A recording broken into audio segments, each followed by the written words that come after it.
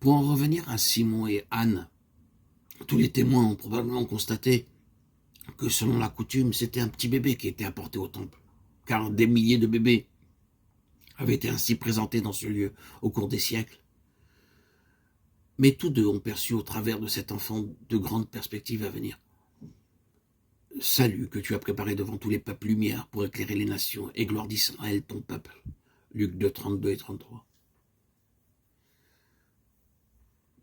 Considérez tout ce qui est récapitulé dans cet enfant, mais vous ne pourrez le voir que par révélation. En dehors de l'enseignement que vous apporte l'Esprit, vous ne pouvez pas discerner ce que signifie Christ.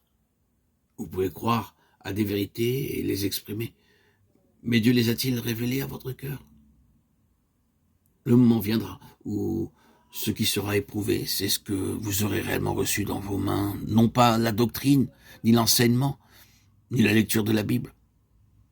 Pendant des siècles, les hommes sont venus au temple avec leurs mains chargées de toutes sortes d'offrandes, car on ne leur permettait pas d'y entrer avec les mains vides. Mais ont-ils saisi la vraie signification de ce qui était dans leurs mains? Peu importe la nature de leur offrande, agneau ou chèvre, était-ce pour eux simplement une chose parmi tant d'autres? Est-ce que cela représentait pour eux le commandement et la finalité? Ont-ils perçu cela? Nous savons que c'était là le symbole de quelque chose de beaucoup plus grand. Nous l'avons vu par l'enseignement. Nous avons assisté à des réunions sur le tabernacle, ses offrandes, ses sacrifices. Nous connaissons tous techniquement ces sujets. Mais qu'avons-nous vraiment saisi de tout cela? Que se passera-t-il quand la grande secousse viendra et quand nous ne pourrons plus avoir de réunion ou de communion avec les croyants? Peut-être supporter ce que beaucoup supportent dans beaucoup d'autres contrées aujourd'hui? Qu'avons-nous reçu dans nos mains? Qu'est-ce qui nous a été révélé par le Saint-Esprit? Ce n'est pas simplement une question liée au fait que nous avons été enseignés dans les réunions et les conférences, mais surtout de ce qui a été vraiment révélé de Christ en nous.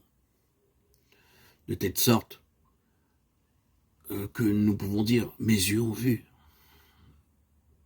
Personne ne peut m'ôter ce que j'ai vu, rien ne peut détruire cela. Ce que j'ai vu fait partie de mon être. C'est l'aspect crucial en cette période. Nous devons pouvoir identifier le sens des choses et pouvoir agir avec Dieu.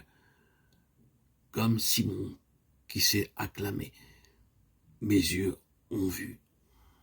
Luc 2, 32, 33. Il a été dit de Simon que l'Esprit Saint était sur lui.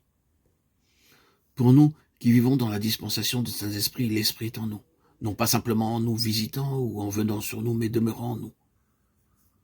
Parce que Simon et Anne étaient dans l'Esprit, ils ont saisi la grande signification de ce moment-là. Quand l'enfant Jésus a été apporté, quelque chose s'est produit, signifiant pour eux, c'est bien cela. C'est ce ministère qui s'exerce en vous-même par l'œuvre de l'Esprit Saint, vous permettant de dire, c'est cela, c'est bien cela. Cela devient quelque chose d'extraordinairement vrai, vivant et important. C'est cela. Pouvoir interpréter par l'Esprit la pensée de Dieu constitue le ministère. Simon et Anne sont la démonstration de l'incorporation du principe du service. Mais nous devrions aussi voir que le service pour Dieu signifie premièrement la vision. Si cela touche vraiment vos cœurs et si vous êtes capable dans une certaine mesure de percevoir que c'est sûrement la direction des choses dans lesquelles Dieu veut vous conduire, je vous demande d'aller sincèrement vers le Seigneur dans la prière pour recevoir sa vision.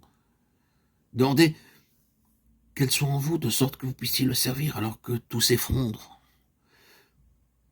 Même si nous ne sommes pas encore dans l'urgence d'un changement de dispensation, la situation aujourd'hui exige sûrement tout ce que je vous ai exposé.